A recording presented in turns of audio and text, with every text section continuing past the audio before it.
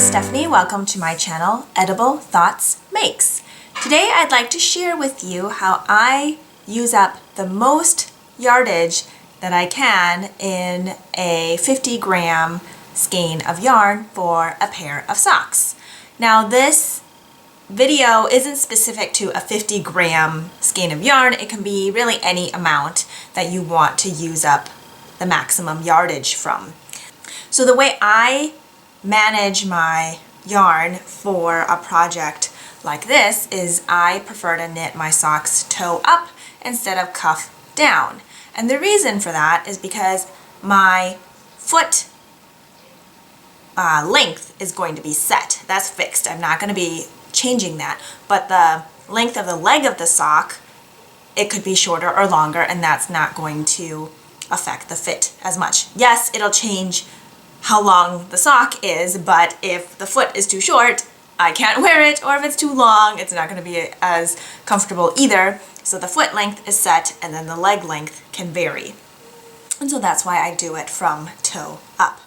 And then I prefer using a fish lips kiss heel for this type of pattern because I know how many rounds I need to knit between the toe and the starting of the heel using a fish lips kiss heel. Now, there's many different types of heels and many ways to knit socks like this. Some people might want to knit a whole tube and then do afterthought heels where you cut in and then knit in your heel. It doesn't matter what size needle you decide to use. You would just use the same one, obviously on both socks. But this particular one, I had a self-striping yarn and a 50-gram ball, and I wanted to use up all of it. I was not particular about the socks matching, so I didn't necessarily start with the same color stripe on each sock. I just wanted to use up as much of the yarn as possible and preferably not run out on the second sock before I got to a color change. To maximize the leg length, I used a contrast color because then that can eat up some of the yardage that you would have attributed to this main color, and instead I used a contrast color. So I used a contrast color for my toe, my heel, and my cuff. So sometimes when you're knitting a cuff down sock, depending on what kind of cast on you use, I like to use an old Norwegian cast on, which is the same thing as a German twisted cast on, but sometimes I don't estimate my length of tail perfectly, and so sometimes I have maybe a longer tail or a shorter tail at the end, or sometimes I run out and then I have to start over.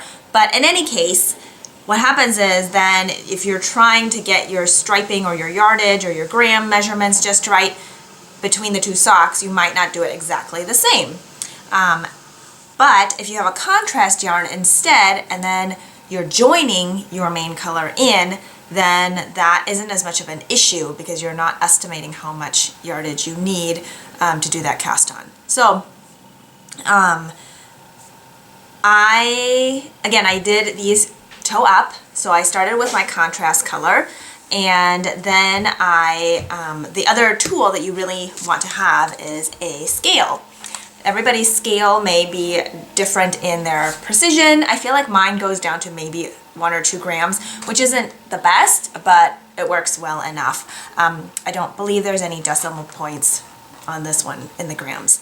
But it has done me well so far. If you want to get even more accurate, then maybe you want one that is goes down to 1 gram or gives you decimals.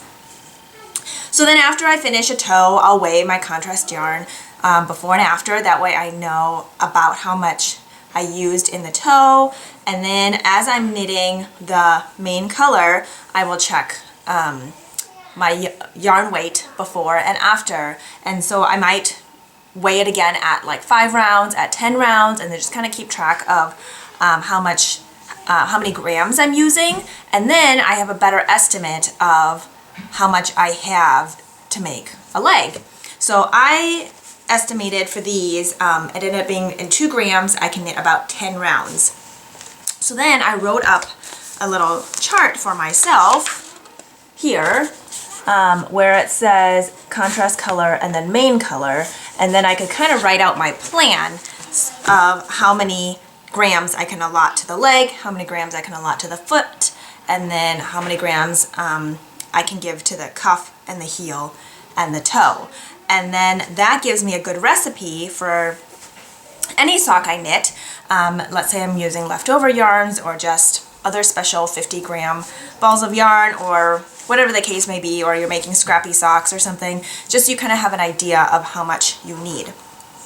And again, it might vary depending on the weight of yarn you're using, even between different sock yarns.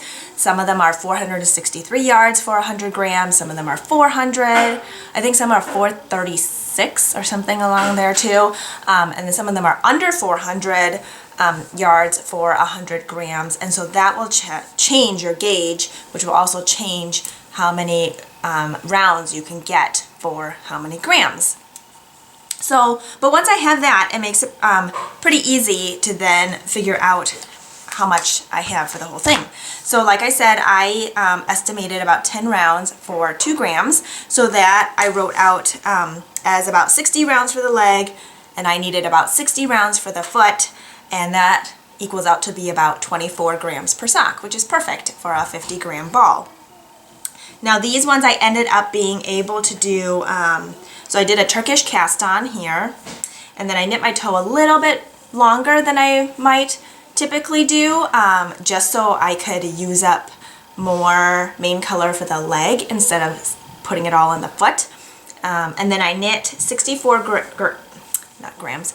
I knit 64 rounds in my foot before starting my fish lips kiss heel, and then I knit 70 rounds in the leg before starting a cuff in a 2x2 ribbing, and then I bound off using Jenny's surprisingly stretchy bind off.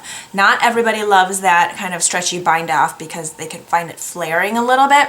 I like it because I prefer it a little stretchier to tight. I don't like any sort of really tight bind off. And another alternative is Lori's Twisty bind off. A lot of people like that one as well. I've tried that one, and sometimes it works, sometimes it doesn't for me. I think it's just me practicing with my tension.